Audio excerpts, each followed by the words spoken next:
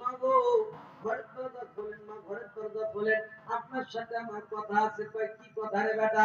কয় না মা বলা যাবে না, আগে ঘরের দরজাটা খুলে দেন। ঘরের দরজা খুলে দেওয়া হলো। ঘরের দরজা খোলার সাথে সাথে ডাক দিয়ে কয় বেটা কি হয়েছে? কয় মা এই মুহূর্তে তোমাকে কাবারাঙ্গিরে যাইতে হবে। কই কেন রে বেটা?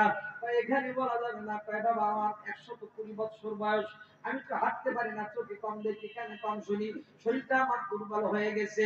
কই মা আমি তোমাকে কান্দে করে নিয়ে কাবারাঙ্গিনায় দাঁড় করাবো। কান্দে করে নিয়ে বলে দেখলে মগিনা কাবারাঙ্গিনের মধ্যে দিয়ে মাত্র দাঁড় করাইলো। তার কর্মের সঙ্গে সঙ্গে ডাক দেয় কয় বেটা কি হয়েছে তুমি আমারে খুলে বলো। কয় ও মা আব্দুল বেটা মুহাম্মদ আমাকে কোরআনের দাওয়াত দিয়েছে, কোরআনের দাওয়াতের কারণে আমার অসহ্য লাগার কারণে আমি আমার মুখ থেকে থুতু বের করে মুহাম্মাদের মুখের মধ্যে